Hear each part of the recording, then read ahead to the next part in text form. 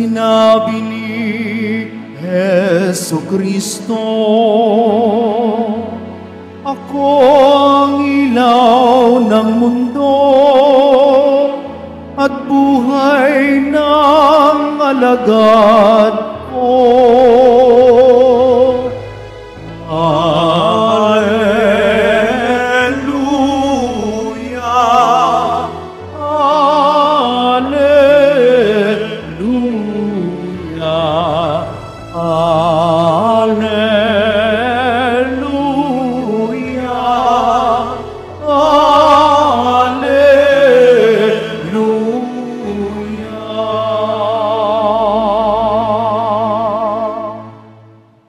Sumainyo ang Panginoon. At sumaiyo rin. Ang mabuting balita ng Panginoon ayon kay San Lucas. Papuri sa iyo, Panginoon.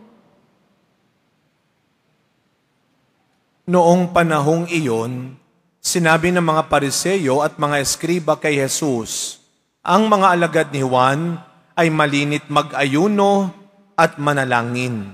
Gayon din ang mga alagad ng mga Pariseo. Ngunit ang mga alagad mo'y patuloy ng pagkain at pag-inom.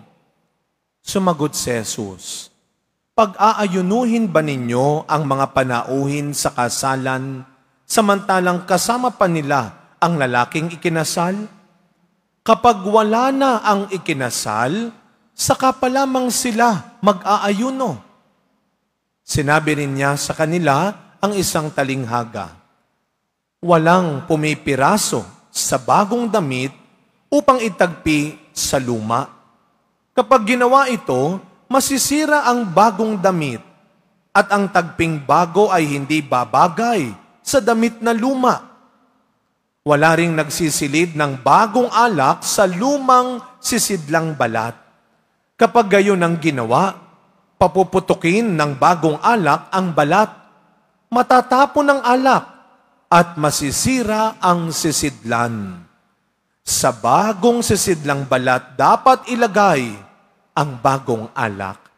At walang makakagustong uminom ng bagong alak kapag nakainom na ng inimbak, sapagkat sasabihin niya, masarap ang inimbak.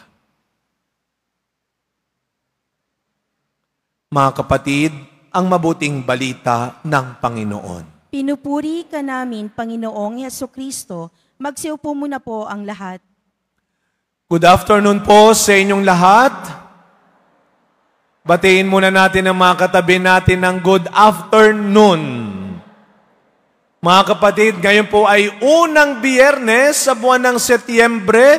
Tayo po ay sama-samang nagtitipon upang sama-samang magbigay ng papurit pasasalamat sa ating mahal na pong Jesus Nazareno. Bigyan natin ng malakas sa palakpak ng papurit pasasalamat ang ating mahal na pong Jesus Nazareno. Mas malakas pa para sa Kanya.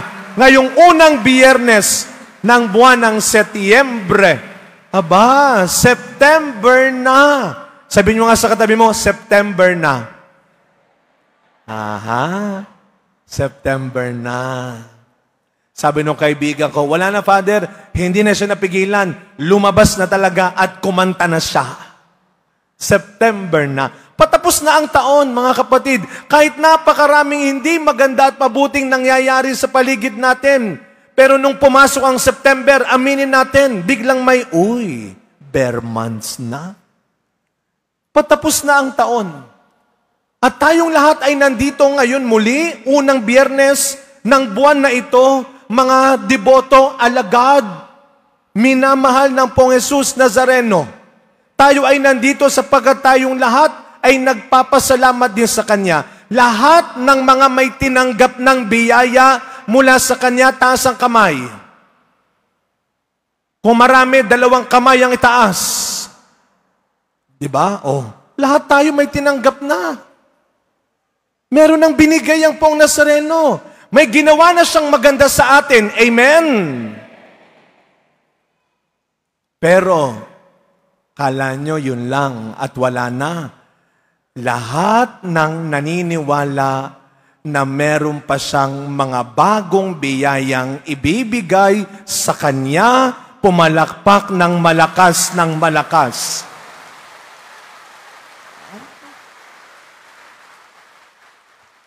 At di ko alam kung yung palakpak na yun talagang naniniwala kayo. Totoo yan, Father.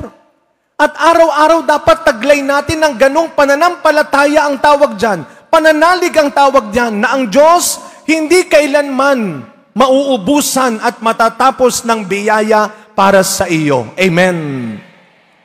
Kaya ang taon patapos na, pero ang Panginoon tuloy-tuloy pa. At araw-araw, lagi niyong tatandaan, sabi ng unang pagbasa natin, ang Panginoong Jesus Nazareno, ang siyang pinagmumulan ng mga bagong biyaya sa ating buhay. Saang pasimula? Saang nagsisimula? Ito, may isang salita na siguro narinig natin, bata pa lang tayo. Ilang kaya sa inyo dito ang madalas sabihan noon at minsan hanggang ngayon ng ganitong salita, alam mo, promotor ka talaga. Alam niyo po yon?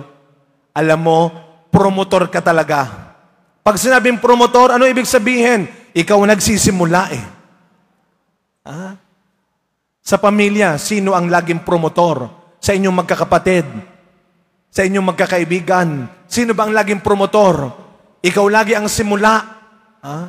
Pero huwag naman laging negative. Alam mo, lagi kang promotor. Tuwing darating ka, ang saya-saya namin. Tuwing darating ka, parang gumagaan ang buhay. Huwag naman yung laging tuwing dumarating ka, ay buwisit talaga. Promotor ka eh. Laging ikaw ang simula ng away, ng gulo, ng ingay. Pero mga kapatid, narinig natin sa ating unang pagbasa, ibinigay ng Ama ang kanyang anak na si Jesus upang siyang magsimula ng maraming pagbabago sa mundong ito. At alam ho natin yan, nang dumating ang Poong Nazareno sa mundo, marami siyang binago sa buhay ng tao. Ang mga nilalayo ang makasalanan noon ay kanyang kinuha. Ang mga nilalayo ang ketongin at may sakit noon ay kanyang kinuha. Ang mga makasalanan, ang maliliit, ay kanyang kinuha. At ang mga nagyayabang at nagmamataas ay kanyang ipinahiya. Saang simula ng pagbabago? Kaya nga kung meron kang gustong mabago sa buhay mo, wala kang ibang aasahan. Wala kang ibang pupuntahan lamang.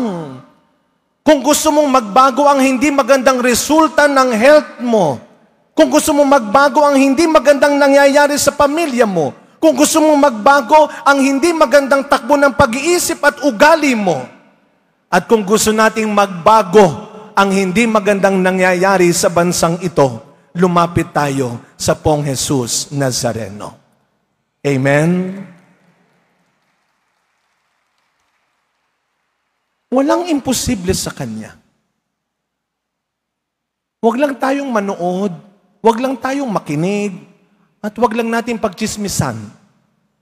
Ito, naririnig ito natin lagi, lalo na kapag mag-e-eleksyon. Dapat ikaw ang simula ng pagbabago.